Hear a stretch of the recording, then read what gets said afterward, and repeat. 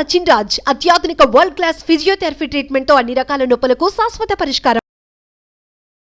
Friends, welcome to Suman channel. Let's have one topic. So English నేర్చుకోవడం ఎలా, English మాట్లాడడం ఎలా, రైట్? ఎందుకు మనం ఇంగ్లీష్ మాట్లాడలేకపోతున్నాం? సో జనరలీ మనం ఏం చేస్తున్నాం అంటే జాబ్ కోసం ఇంగ్లీష్ మాట్లాడుతున్నాం, జాబ్ రాగానే ఇంగ్లీష్ మర్చిపోతున్నాం. ఫర్ ఎగ్జాంపుల్, సాఫ్ట్వేర్స్ అయినా, టీచర్స్ అయినా, లాయర్స్ అయినా, ఎవరైనా సరే ఏం చేస్తున్నారంటే అంతకుముందు వాళ్ళకి ఇంగ్లీష్ బాగా వస్తుంది, వాళ్ళు ఒక్కసారి జాబ్ కొట్టిన తర్వాత వాళ్ళు ఇంగ్లీష్ మర్చిపోతున్నారు. ఎందుకంటే అక్కడ ఏమవుతుంది ఆఫీస్లో, రైట్?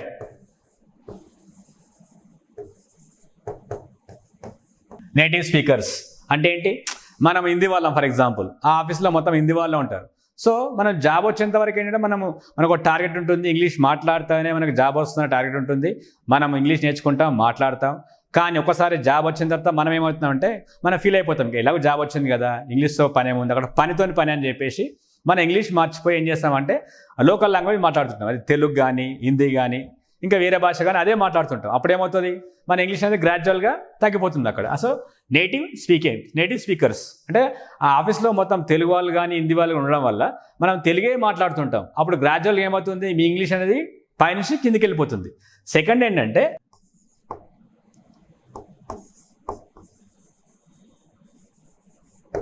ఫ్యామిలీ. సో మనం ఏం చేస్తుంటాం అంటే ఫ్యామిలీలో నేను ఎడ్యుకేటెడ్ని, మిగతా ఎడ్యుకేటెడ్స్ కాదు, రైట్? పోనీ వాళ్ళు ఎడ్యుకేటెడ్సే, కానీ తెలుగు మనకి ఈజీగా అర్థమవుతుంది, దాన్ని కాంప్లికేట్ చేయడం ఎందుకు? సో జనరల్గా ఏంటంటే మన ఫ్యామిలీలో అందరికీ వాళ్ళు చదివినా చదువుకోకపోయినా సరే ఏంటంటే ఇంగ్లీష్ అనేది అర్థమవుతుంది. అంటే ఏంటి, దే కెన్ అండర్స్టాండ్.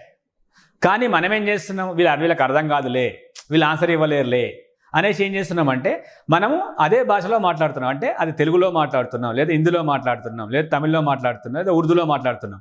అప్పుడేమవుతుంది, ఇక్కడ ఇంగ్లీష్ అనేది గ్రాడ్యువల్గా తగ్గిపోతుంది ఫ్యామిలీలో. కానీ మనం ఏం చేయాలంటే ఫ్యామిలీతో కూడా మీరు ఏ క్వశ్చన్ వేసినా వాళ్ళతో ఏం చేయాలి, మీరు క్వశ్చన్ ఇంగ్లీష్లోనే వేయండి. వాళ్ళు తెలుగులో ఆన్సర్ ఇచ్చినా సరే మీరు ఏం చేయాలి, ఇంగ్లీష్లోనే క్వశ్చన్ వేయాలి.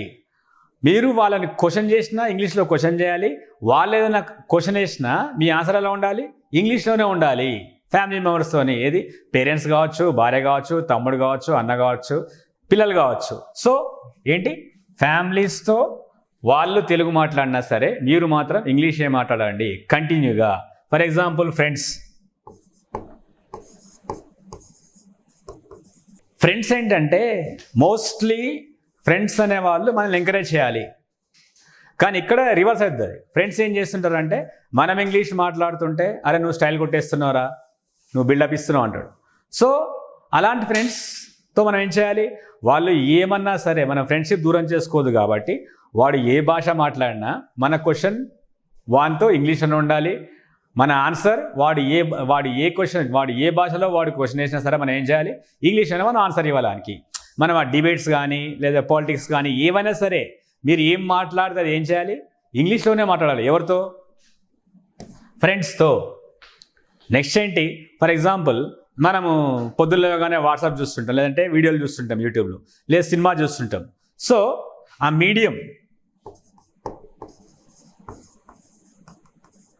మీడియా ఏదైనా సరే ఇంగ్లీష్లోనే ఉండాలి. మీడియా అంటే ఫర్ ఎగ్జాంపుల్ మీరు న్యూస్ పేపర్ కొనుక్కున్నారు ఫర్ ఎగ్జాంపుల్, ఆ న్యూస్ పేపర్ అనేది ఆ టైమ్స్ ఆఫ్ ఇండియా కావచ్చు, ఇండియన్ ఎక్స్ప్రెస్ కావచ్చు, హిందూ కావచ్చు, లేదంటే తెలంగాణ టుడే కావచ్చు, డెక్కన్ క్రానికల్ కావచ్చు, ఆ పేపర్ మీరు కొంటే ఏముండాలి, ఇంగ్లీష్ పేపర్ అయి ఉండాలి. ఫర్ ఎగ్జాంపుల్ మీరు బుక్స్ చదువుతున్నారు, ఆ బుక్ ఏమో ఉండాలి, ఏ బుక్ అయినా సోషల్ కావచ్చు, సైన్స్ కావచ్చు, ఫిజిక్స్ కావచ్చు, లేదంటే హిస్టరీ కావచ్చు, రెగ్యులర్ ఏదైనా జీకే కావచ్చు, అది ఎలా ఉండాలి, ఆ బుక్ మనకి ఇంగ్లీష్లోనే ఉండాలి, రైట్? ఫర్ ఎగ్జాంపుల్ మీరు ఒక ప్రోగ్రామ్ చూస్తున్నారు, టీవీలో న్యూస్ చూస్తున్నారు, రైట్? సో ఫర్ ఎగ్జాంపుల్ మీరు ఏదైనా న్యూస్ ఛానల్ ఓపెన్ చేశారు, మనం ఏం చేస్తాం తెలుగు వాళ్ళం కాబట్టి సాక్షి కానీ, లేదా టీవీ9 కానీ, ఈటీవీ కానీ, ఏబిఎన్ కానీ ఏదైనా సరే ఏం చేస్తున్నాం, మనం ఆ న్యూస్ ఛానల్ని తెలుగులోనే చూస్తున్నాం. అలా కాకుండా మీరేం చేయాలంటే ఖచ్చితంగా ఇంగ్లీష్ ఛానల్ ఉండాలి. CNN, IBN, right? Mirror now, next ఏంటి ఇండియా టుడే, నెక్స్ట్ ఏంటి NDTV 24/7. సో ఆ న్యూస్ ఛానల్ ఓపెన్ చేయగానే ఏముండాలి, ఇంగ్లీష్ ఛానలే ఉండాలి. ఫర్ ఎగ్జాంపుల్ మీరు ఏదైనా డాక్యుమెంటరీ చూస్తున్నారు ఫర్ ఎగ్జాంపుల్, సో అదేమై ఉండాలి, బీబీసీ కానీ, రైట్, లేదంటే ఏ టీవీ ఛానల్ అయినా సరే అదేముండాలి, ఇంగ్లీష్ అయి ఉండాలి.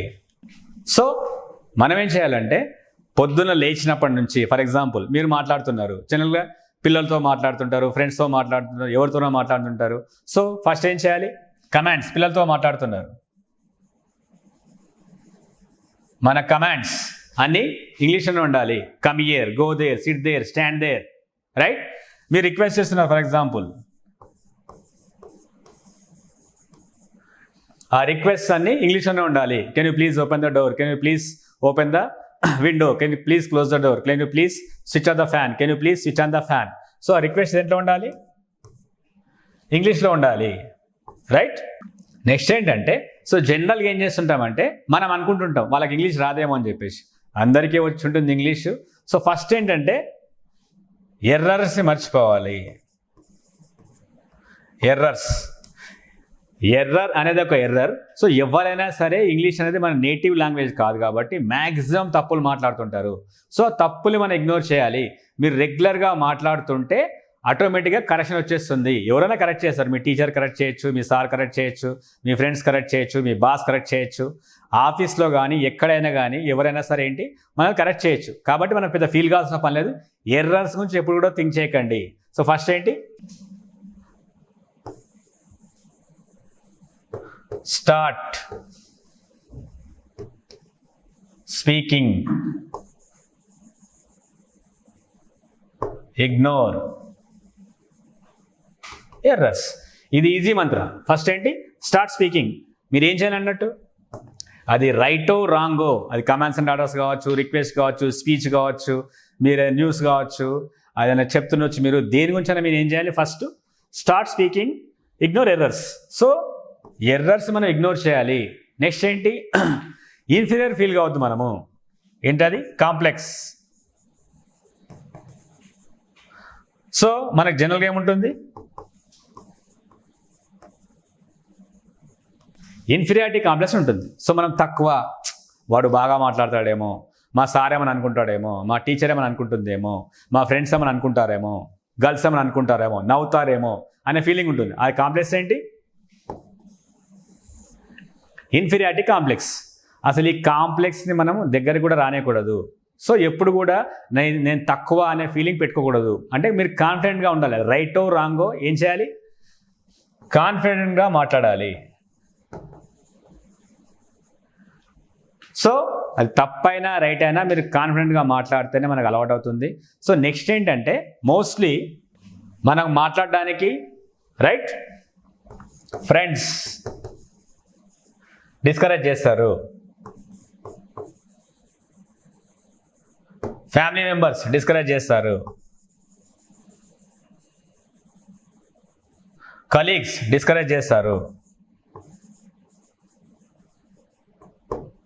సొసైటీలో కూడా మనతో ఎవరు మాట్లాడరు. సో మనమేం చేయాలంటే, మీరు డబ్బున్నా డబ్బు లేకపోయినా, సో డబ్బులు తక్కువ ఉన్నాయి అనుకోండి, ఒక స్మాల్ ఇన్స్టిట్యూట్లో జాయిన్ అయిపోయింది. ఒక 1000 రూపాయలు కట్టి, లేదా 500 రూపీస్ కట్టి, 2000 రూపీస్ కట్టి ఒక ఇన్స్టిట్యూట్లో జాయిన్ అయిపోయింది. డబ్బులు బాగుంది అనుకోండి, ఇంకా పెద్ద ఇన్స్టిట్యూట్లో జాయిన్ అయిపోయింది. అక్కడ ఏమవుతుందంటే మనకేముంటుంది, బ్యాచ్ ఉంటుంది, బ్యాచ్. సో బ్యాచ్ ఏంటి, మినిమం 5 మెంబర్స్ ఉంటారు, మ్యాక్సిమం 10 మెంబర్స్ ఉంటారు, కొన్నిసార్లు 20 మెంబర్స్ ఉంటారు, కొన్నిసార్లు 100 మంది ఉంటారు. డబ్బులు లేవనుకోండి, ఫ్రీగా చెప్పే ఇన్స్టిట్యూట్లో జాయిన్ అయిపోండి మీరు. అక్కడ ఏమవుతుందంటే మనం కాన్ఫిడెన్స్ పెరుగుతుంది. అక్కడ ఏం పెరుగుతుంది, కాన్ఫిడెన్స్. కాన్ఫిడెన్స్ ఎలా వస్తుంది, స్టేజ్ ఫియర్ పోవాలి మనకు.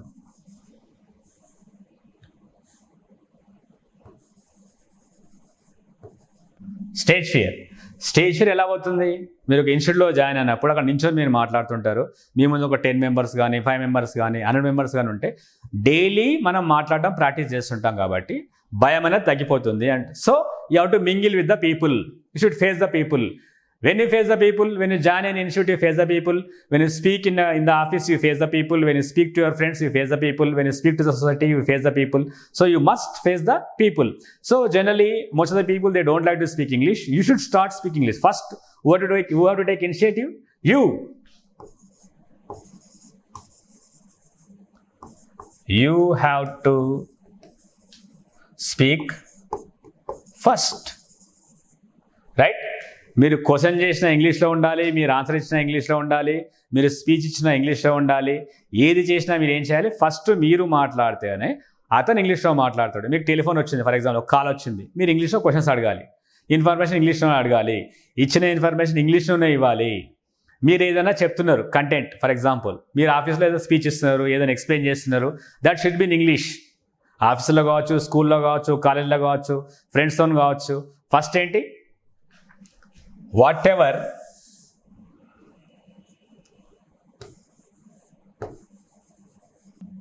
Ever you speak, explain, that should be English. So మనం ఏం చేసినా, పేపర్ చదివినా అది ఇంగ్లీష్ అయి ఉండాలి, న్యూస్ విన్నా అది ఇంగ్లీష్ అయి ఉండాలి, న్యూస్ చదివినా అది ఇంగ్లీష్ అయి ఉండాలి, రైట్? ఎవరితో మాట్లాడినా అది ఇంగ్లీష్ అయి ఉండాలి. ఫ్యామిలీ కావచ్చు, ఫ్రెండ్స్ కావచ్చు, కలీగ్స్ కావచ్చు, ఆఫీస్ కావచ్చు, ఎక్కడికి వెళ్ళినా సరే ఏముండాలి? ఇంగ్లీషే ఉండాలి. ఇది మీరు రెగ్యులర్గా లేచినప్పటి నుంచి పడుకునే వరకు ఒక 6 months కంటిన్యూగా మీరు ఇంగ్లీష్లోనే ఉన్నారనుకోండి, ఖచ్చితంగా మీకు ఇంగ్లీష్ వచ్చేస్తుంది. Thank you.